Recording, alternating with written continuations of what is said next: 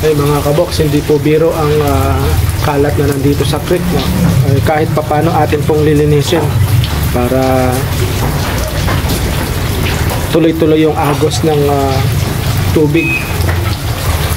Ang ating pong mga kapitbahay, mga kasamaan po dito sa Lower Bicutan na kung saan ay magtapon po tayo ng basura sa tamang araw po. Diyan sa labas meron po diyang basura na dumadaan.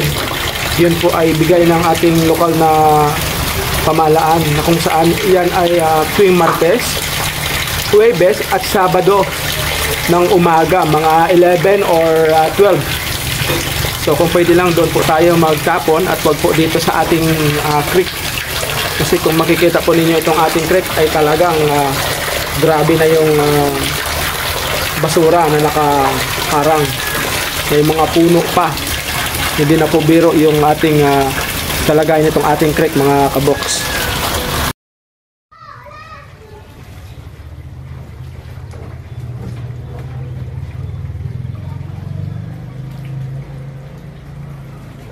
Para umagos man lang yung tubig. Ha? Kahoy? Kailangan matanggal itong baradong basura na ito.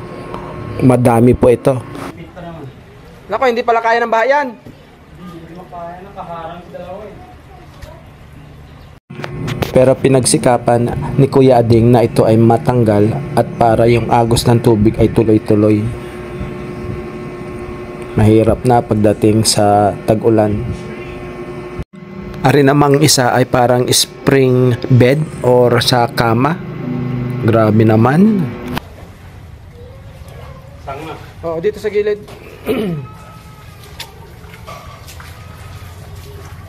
Yan. Ang ibig ko bang sabihin ba, pautay-utay siya ng agos, de. Alam mo? Pautay-utay. Kasi kung buo yan, hindi na maano agos yan. Ito buo to. Naku, naloko. Pinakarang buo yan. Ari din nga, de. Ari de. Kala mo may natira pa ha. Akala mo na wala na natira ha. Hati-hati eh.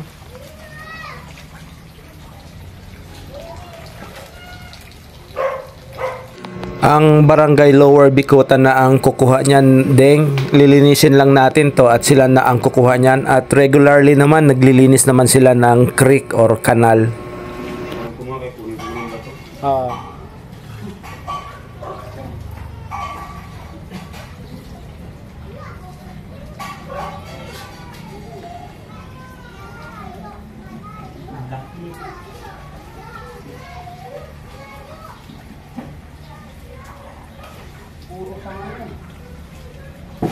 Doon yan galing sa Public Works and Highways eh. No? Oo. Meron tayo ng tubig dyan. Oh, pero meron dong screen, di ba? May screen doon eh. Wala na oh. Tanggal na. Dumaan yung mga kahoy na yan? Oh, wala na yung bakal dyan eh. Tinanggal. Oo, kaya nakalusot yung mga yan. Pati ba naman yung ano yan, yung kutsyon?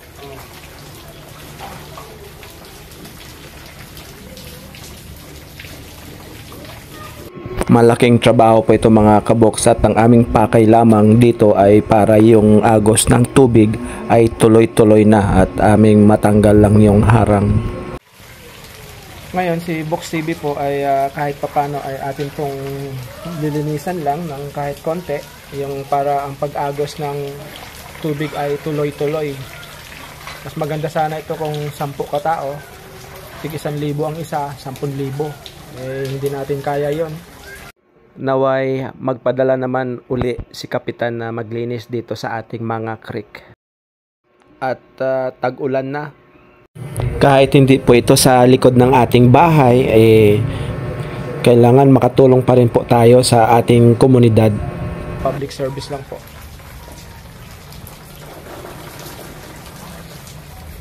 Ito ay unti-unti nang ano rin yan doon. Kasi kanina nakaharang talaga yung napakalaking kahoy.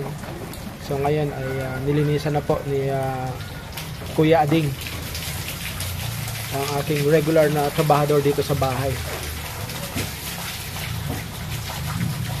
Yan, kahit papano po ay tuloy-tuloy na yung agos ng tubig. Dito po ito sa in between Zone 6C and 6B ng Lower Bikutan. Shout out po sa ating masugid na mga taga-panood, and thank you for watching, and God bless us all mga kaboks.